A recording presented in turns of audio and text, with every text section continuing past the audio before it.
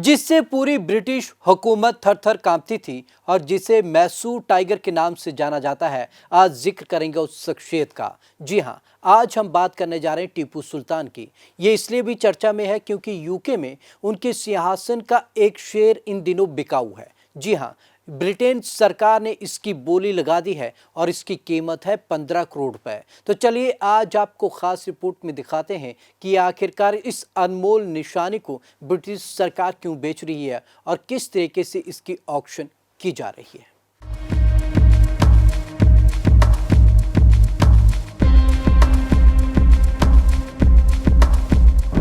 टीपू जब तक जिंदा रहे अंग्रेजों के सबसे बड़े दुश्मन रहे। जी हाँ, ये बात सच है कि Britain tiger of Mysore Tipu Sultan के सिंहासन का हिस्सा रहे बाघ के सिर को खरीदने के लिए खरीदार ढूंढ रहा है। ये वही टीपू सुल्तान है जिनके नाम से ब्रिटिश हुकूमत कांपती थी। मैसूर के शासक टीपू सुल्तान जब तक जिंदा रहे वे अंग्रेजों के सबसे बड़े दुश्मन बने रहे।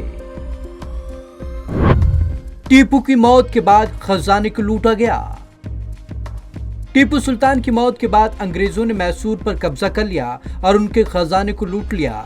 अब ब्रिटेन 18वीं सदी में टीपू सुल्तान के सोने से बने सिंहासन का हिस्सा रहे सोने से जड़े बाघ के सिर को खरीदने के लिए देश में कोई खरीदार ढूंढ रहा है। इसके लिए शुक्रवार को इसे अस्थायी रूप से प्रतिबंधित निर्यात की सूची में डाल दिया गया।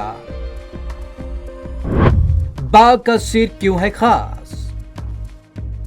सोने से बने इस बाघ के सिर में हीरा, रूबी और पन्ना जैसे दुर्लभ रत्न जड़े हैं। इसकी कीमत करीब 15 करोड़ रुपए आंकी गई है। अगर खरीदने वाला किसी दूसरे देश का होता है तो यह सोने का बाघ ब्रिटेन से बाहर जा सकता है। बताया जाता है कि ऐसे 5 बाघ मौजूद हैं और इस पर सोने में कुछ लिखा है जिसके रहस्य का खुलासा अभी तक नहीं हो सका है।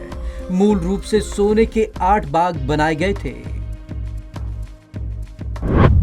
सिंहासन पर जड़े बाघ के 8 सिरों में से एक टाइगर टीपू सुल्तान के निजी प्रतीक माने जाते थे।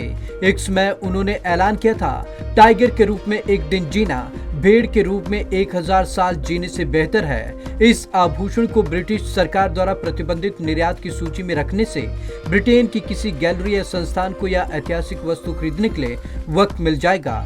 यह टीपू सुल्तान के सिंहासन पर लगे सोने से जड़े बाघ के 8 सिरों में से एक है। चमकदार मुकुट कहता है टीपू सुल्तान की कहानी। ब्रिटेन के कला मंत्री लॉर्ड स्टीफन पार्किंसंस ने कहा, यह चमकदार मुकुट टीपू सुल्तान के शासन की कहानी दिखाता है और हमें अपने शाही इतिहास में ले जाता है। मुझे उम्मीद है कि ब्रिटेन का कोई खरीदार आगे आएगा ताकि हम भारत के साथ अपने साझा इतिहास में इस महत्वपूर्ण अवधि के बारे में और अधिक जान सकें। टीपू सुल्तान ने 18 वर्ष की उम्र में अंग्रेजों से जीता था पहला युद्ध। तमाम विवादों के बावजूद इतिहास के पन्नों में टीपू सुल्तान का नाम मिटा पाना असंभव है। 20 नवंबर 1750 में कर्नाटक के देवनाहल्ली में टीपू सुल्तान का जन्म हुआ था। उनके पिता का नाम हैदर अली और मां का फखरुनिसा था। टीपू सुल्तान को इतिहास न केवल एक योग्य शासक और योद्धा के तौर पर देखता है बल्कि वो विद्वान भी थे। अंग्रेजों से मुकाबला करते हुए श्रीरंगपट्टनम में रक्षा करते हुए 4 मई 1799 को टीपू सुल्तान की मौत हो गई थी। टीपू सुल्तान से जुड़ी हुई खास बातें।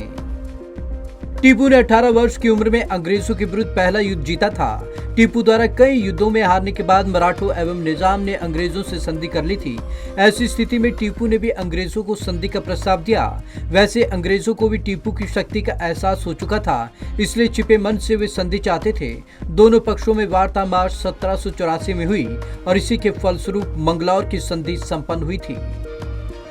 Bureau report, Punjab Kesari TV. Tipu Sultan को लेकर भारत में 2 किस्म की विचारधाराएं सामने आती हैं।